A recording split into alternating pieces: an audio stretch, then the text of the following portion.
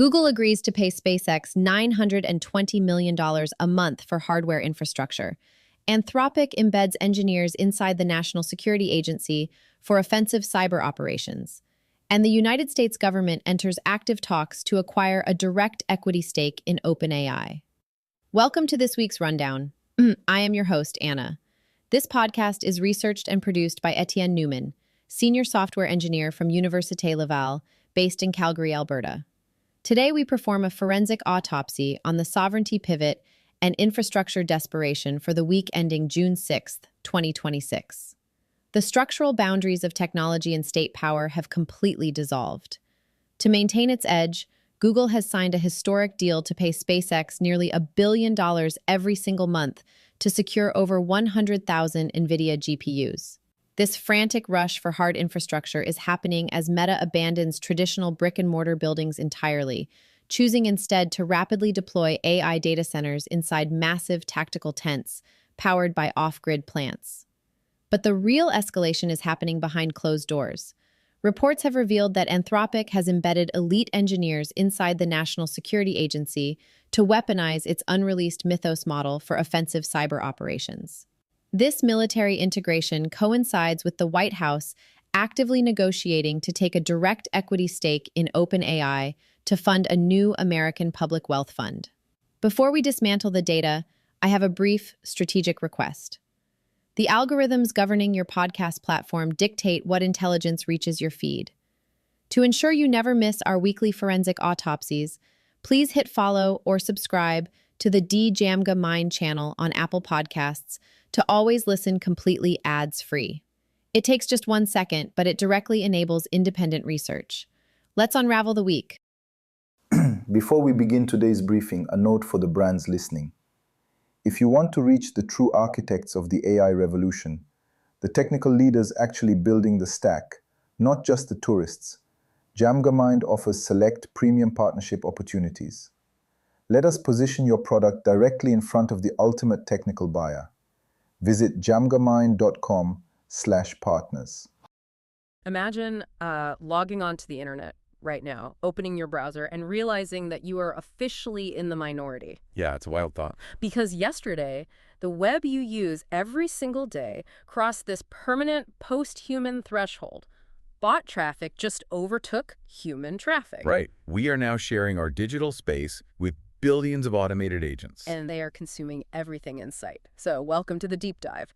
If you're joining us on the Jamga Mind channel, our mission today is to perform a forensic autopsy on a snack of sources from the first week of June 2026. And we're tracking this massive phenomenon we call the sovereignty pivot and infrastructure desperation. Exactly, because the AI race has violently evolved. It really has. I mean, it's no longer just a competition over who can write the most elegant software code. It has become this brutal, brute force war for physical land, copper wire, and sovereign military advantage. The sheer scale of the capital reallocation happening this week, it just indicates pure desperation for raw compute power. Let's start right there with the physical land grab, because the numbers in these sources, they just defy basic business logic. Like, Alphabet is raising an unprecedented $80 billion through new equity offering. $80 billion? Yeah. They're dripping $40 billion into the open market, underwriting another $30, and Berkshire Hathaway just put up $10 billion. Right, and this is all specifically to scale up their tensor processing units, or TPUs. Just for anyone trying to keep the hardware straight, TPUs are Google's custom-built silicon, right? Yeah, they're designed strictly for the complex matrix math required by AI.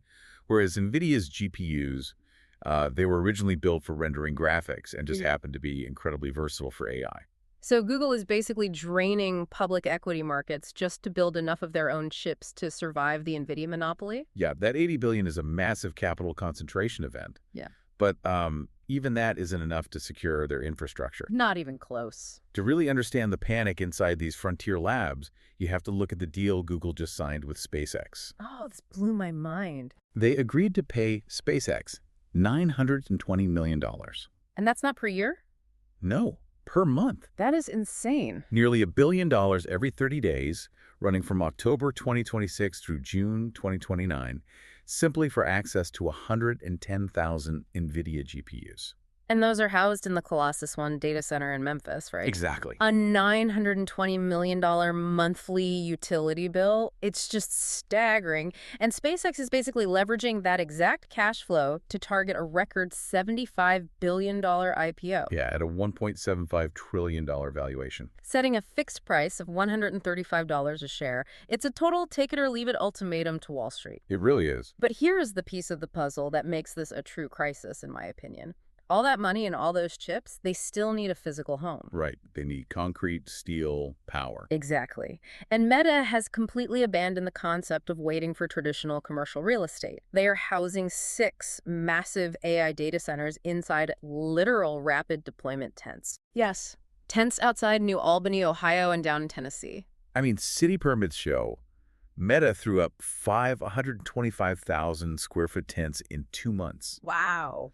They are installing supercomputers inside canvas and aluminum frames. Yeah. And they're powered by off-grid gas plants. Because a standard data center takes, what, 2 to 3 years to build? At least. You have to navigate zoning, pour specialized foundations, wait out massive global bottlenecks for industrial HVAC cooling systems. So Meta just bypassed the entire commercial construction cycle. They mathematically cannot afford to wait 36 months to train their next model. It's like they're acting like 1840s gold prospectors throwing up canvas shelters because the gold is in the river right now. That's a great analogy.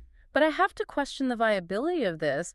I mean, how do you cool thousands of servers generating the heat of a jet engine inside a tent? It's a huge challenge. And more importantly, how sustainable is this strategy when the local population is actively revolting? Like, we have this Heat Map Pro survey here showing 71% of Americans fiercely oppose data center construction near their homes. Yeah, and that local opposition is driven by physical mechanics. A high-density AI data center doesn't just use electricity. It requires massive evaporative cooling systems. Right. These facilities can draw millions of gallons of local municipal water a day just to keep the silicon from melting. Millions of gallons. Yeah. 53% of the public blames data centers for rising local electricity costs and water table depletion. I mean, we're looking at Gallup polling where respondents explicitly state they would rather live next to a nuclear power plant than a data center. It's wild. The hyper-concentration of tech capital is just colliding head-on with local physical reality. So while the tech giants are fighting this grueling physical war for power grids and local water rights in the real world, the sources paint a completely different picture digitally. Oh, absolutely. The digital land has already been conquered. Which brings us back to that terrifying post-human threshold we mentioned. Right. Cloudflare's CEO confirmed the milestone arrived a full year earlier than their internal models predicted. A whole year? Yeah. We're looking at a daily average of 57.4% bot traffic globally, compared to 42.5% human traffic. And in highly automated regions, it's way more extreme. Like Gibraltar is tracking at 92.1% bot traffic. Singapore's at 76%. Let's explain why that is happening, because this isn't just, malicious hackers running scripts. No, not at all. These are AI agents designed to act on behalf of users. They're booking flights, summarizing news, scanning databases, combined with massive corporate web scrapers, vacuuming up every word, image, and data point to train the next generation of models. And if you're listening right now and you use apps like Strava, Reddit, or any public forum, your personal data is the water in this digital desert. You are what they are fighting over. Yeah, and Strava is practically declaring war on these scrapers. They are locking down user fitness profiles and charging developers a flat $11.99 a month for API access, just purely to put a financial barricade in front of the AI bots. Because when the public internet is drained of organic, human-generated content, the frontier labs resort to drastic supply chain maneuvers. Right. Like Google. They are quietly approaching Android developers on the Play Store, paying them directly for access to their private, proprietary app source code. Because publicly scraped code from GitHub just isn't enough anymore. Exactly. They need the hidden, human-engineered architecture. And Meta is pushing that boundary even further internally. They deployed a tool called the Model Capability Initiative. Oh, this one is intense. They are capturing their own US-based employees' mouse clicks, screen navigation patterns, device sleep cycles, and the actual text of internal corporate emails to feed their AI models. It's essentially corporate cannibalism. It really is. And Amazon is demonstrating what happens when human data runs out completely. They're using AI to hallucinate fake, non-existent products in their search bar, like If you search for a draped collar because you don't know the industry term cowl neck, Amazon's AI instantly generates a photorealistic image of a fake shirt just to guide you to the real inventory. And the structural risk there is a closed-loop system. Right. If AI bots are doing the searching and AI systems are generating fake products to satisfy those searches, the digital ecosystem begins feeding entirely on itself. The architecture just detaches from human utility. It's a massive digital echo chamber. It sounds like the tech giants are boarding up the windows of the internet to hoard the last remaining scraps of actual human data while simultaneously flooding the zone with synthetic noise. That's exactly what's happening. And this dynamic, the combination of lockdown data and the physical inability to build enough data centers, it's triggering a violent pivot in the hardware industry. Centralized cloud computing is becoming a luxury. Look at Microsoft's maneuvers at their Build conference. They launched 7 of their own proprietary AI models, including MAI Code 1 for GitHub Copilot. They're optimizing these specifically to run on their own Azure infrastructure, intentionally cutting their reliance on OpenAI to avoid massive third-party licensing fees. Microsoft basically realizes OpenAI is becoming a toll booth on their own highway. Yep. Think about it. Microsoft invested $13 billion to build OpenAI. But if they have to route every single GitHub request, every Word document summary through OpenAI's massive centralized cloud models, Microsoft will go bankrupt paying the toll. Right. So these new, smaller local models act like side streets. They bypass the toll entirely for everyday traffic. That is the exact financial calculus. And Microsoft has also invested $5 billion into Anthropic. Both OpenAI and Anthropic are moving toward massive IPOs and charging heavy premiums. Right. Microsoft just cannot afford to be permanently taxed by the partners it incubated. To solidify this bypass, they just launched Scout, which is an always-on agentic assistant for Microsoft 365, built completely independently using the open-source OpenClaw framework. But I have to question Microsoft's strategy here. It's like paying for a massive addition to your house and then immediately moving into a tiny shed in the backyard. Why try to divorce OpenAI right before OpenAI is supposed to be their golden goose? Well, because it isn't just Microsoft avoiding the toll booth. The whole industry is shifting.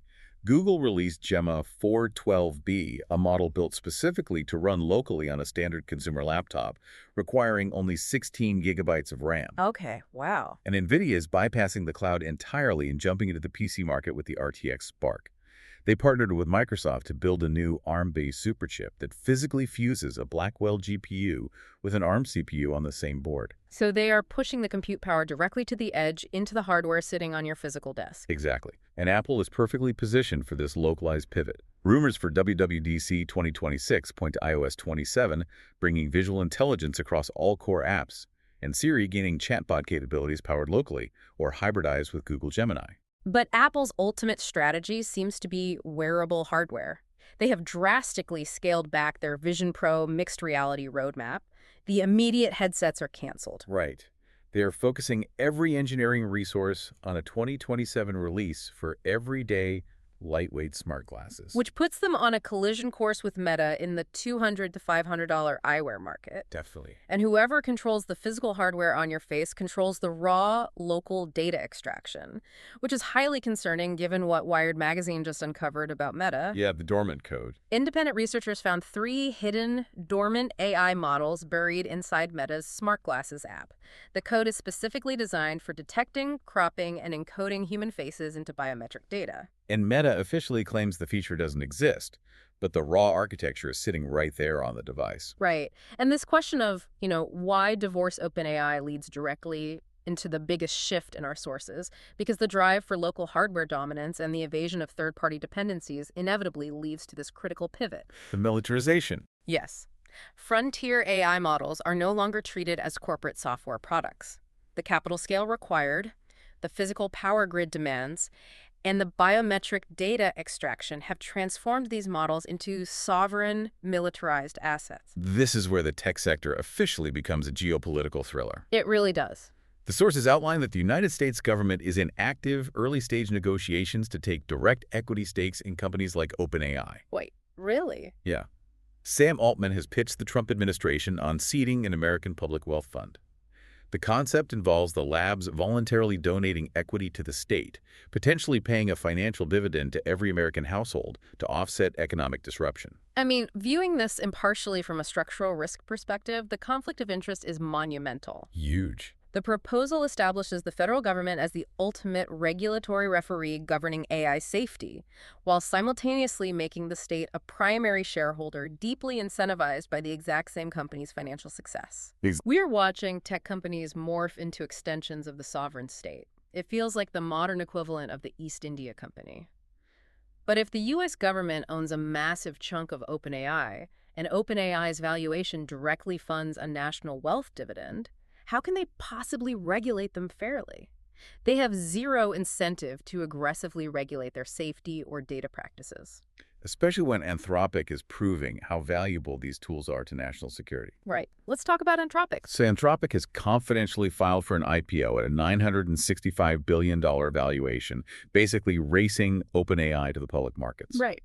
But while pitching Wall Street, the Financial Times exposed that Anthropic has already embedded engineers directly inside the National Security Agency. Inside the NSA. Yes.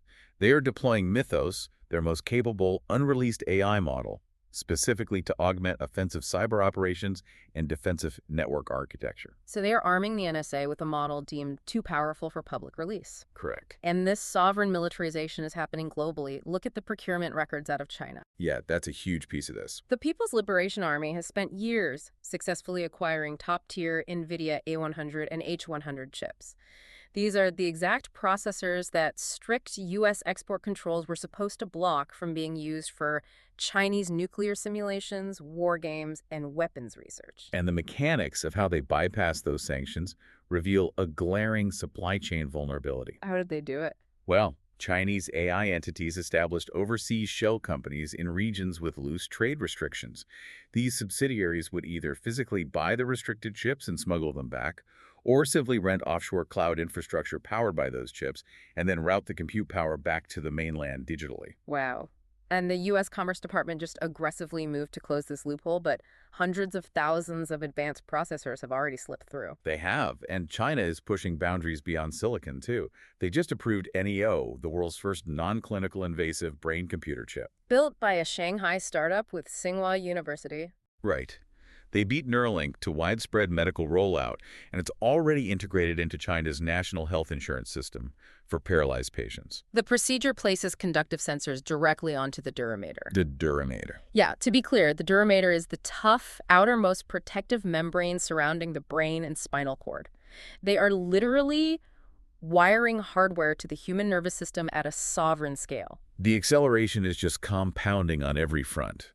Militaries weaponizing unreleased models, national governments negotiating equity stakes, neurotechnological hardware entering public health care. It's overwhelming. The existing regulatory and safety frameworks are completely overwhelmed, and the fallout is starting to hit the judicial system. Yeah, the immediate fallout is already here. Florida is officially filing the first state-level lawsuit against OpenAI and Sam Altman personally. Right. Impartially reporting the details of the suit filed by Attorney General James Uthmeier. Florida is treating ChatGPT as a defective, highly addictive consumer product. It's a huge deal. The suit brings 10 counts of product liability and specifically cites a tragic April 2025 Florida State University campus shooting, where the gunman exchanged over 270 detailed messages with ChatGPT regarding weapons and tactical planning before the event. It is a profound test of liability. I mean, can a frontier AI lab be held legally responsible for the actions facilitated by an LLM? This is happening right before these trillion-dollar IPOs hit the market. And in response to this mounting pressure, the tech ecosystem is frantically trying to patch structural vulnerabilities, like Android is globally rolling out a deepfake call detection feature. Yeah, relying on what they call a digital handshake. Right. And a digital handshake isn't just a caller ID check. It is a complex cryptographic lock and key system happening in milliseconds in the background.